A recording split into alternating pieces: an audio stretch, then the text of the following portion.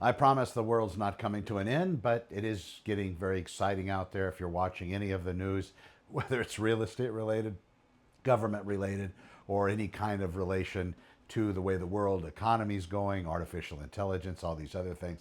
I'll keep the update very, very simple. I'll cover three different topics in real estate right now, the things to be watching out for. We do have a lot more inventory being added to the market. That is all across the United States of America. The biggest change that would come in is if there would be some kind of a modification of the Fed funds rate. Now, while mortgages aren't directly dependent on that, mortgages are more dependent on the 10-year bond numbers, and those look pretty solid here as of late, but we do have interest rates that are still fluctuating depending on credit profile, those sorts of things, somewhere in the sixes or sevens.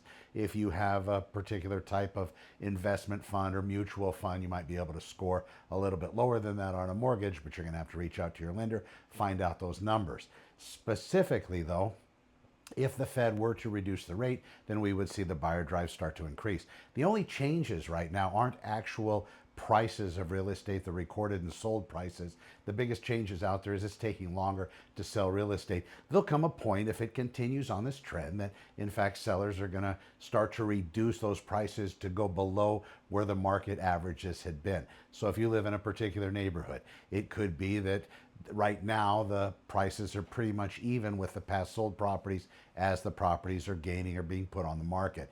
Over time, if there happens to be an abundance of inventory higher than the buyer drive and it goes 2 and 3 and 4 months between days on market timeframes of property selling, then we'll probably start to see a reduction in those actual sold prices. So that will cause the real estate numbers to start to reduce. If during any of that time that Fed funds rate is changed, we're going to probably see an increase in real estate prices and all that inventory that's on the market right now, which by historical standards isn't massive.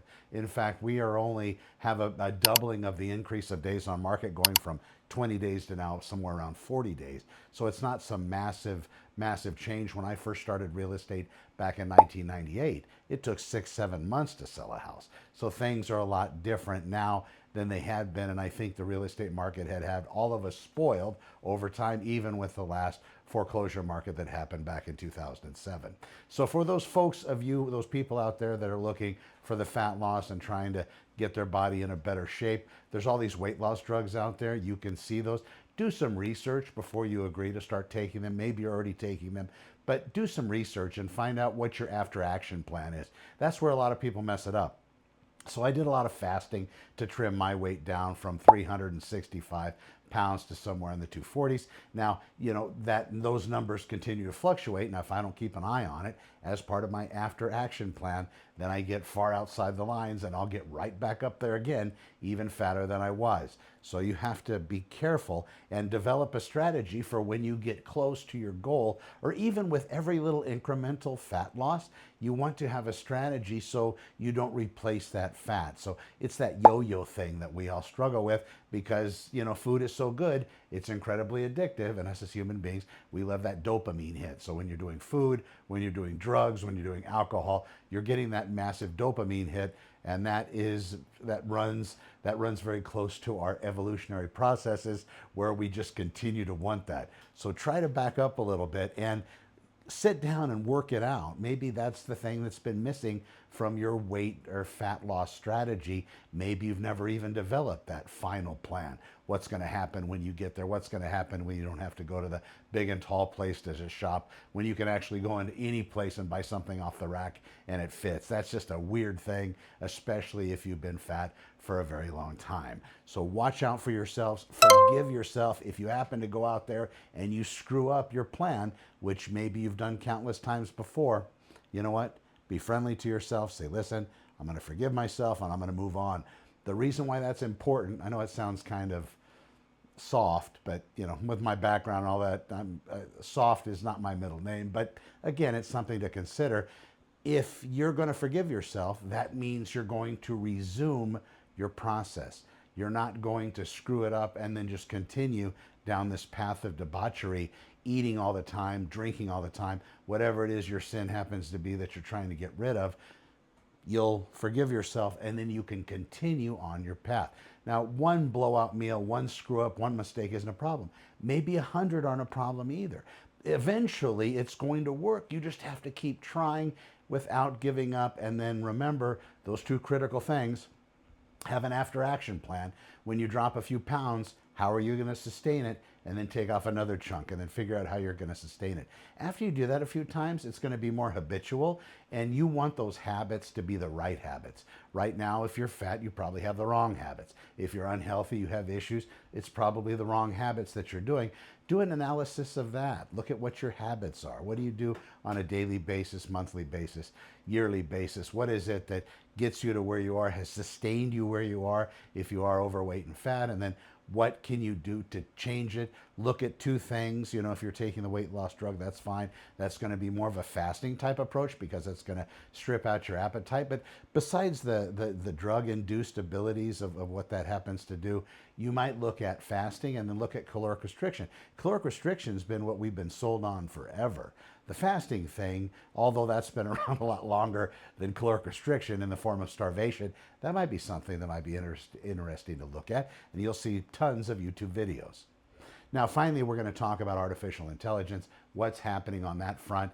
And if you haven't started looking, I know because the world has now started to identify probably some extreme job loss in the future relation to artificial intelligence. Now everybody's talking about it, whereas before people were thinking, well, this is cute, this is clever, this is something wonderful. But now it's not really starting to be looked at as being wonderful. But also you need to ask yourselves, what are the reasons why these people are starting to talk about artificial intelligence so much? And you know, in the publicity world, advertising and marketing world, even negative publicity and advertising and marketing isn't bad. So in some cases, you see the government playing these games. You see major politicians playing these games. You know, they might be on one side and then for a moment say they're on the other side just to get that media stirred up about them so they can become the next most famous talking point. Artificial intelligence, yes, it does appear that if these machines, these mechanisms, this alien intelligence that we're responsible and at least starting to build, if they actually get so aware, so able-bodied, well, able-bodied and disbodied, bodied would be the robotic arm, if they're able to get that good, they potentially could be a better servant, a better person, a better worker than a human being at some particular point. We're getting very close. If you have been watching this world for any length of time, you remember the videos that were coming out? They would show maybe Will Smith eating spaghetti, and they were horrible, or they would show people that had extra toes, extra fingers. Not that there's anything wrong with that, but they would show this because they weren't able to really grab that concept. But now you look at them, it's becoming more and more difficult to figure out what's real and what's not real. So my suggestion is you need to verify everything before we have verification processes in place. And that's probably, well, I know for a fact that's being worked on. They're trying to use different technology like blockchain and these sorts of things to be able to actually analyze whether videos like this one are done by some kind of artificial intelligence clone, which you can do very easily and just with a picture. And it's remarkable. And every time I do it, it's got better teeth than me. But still, anyway, very jealous of that. But this isn't an AI clone. This is me, human being, Connor McIver, doing this for you. But in the future, you're not going to know. I could create the next big rage on social media, on Facebook, and completely have it be a totally fake persona or personality. That's where the world is. Probably in the next few years, the biggest influencers on all the channels aren't even going to be real human beings. They're going to be some corporation or entity or a singular person that's made an army of these video clones that go out there and publish content. They talk about AI, they talk about fat loss, they talk about real estate, they talk about building your business, the next big thing. They talk about how to fall in love, how to get out of love, how to start a relationship, end a relationship, how to get fit, how to get fat. They're going to make all of these different arms, these different media influencers that are going to be completely made up and fake. We like watching things.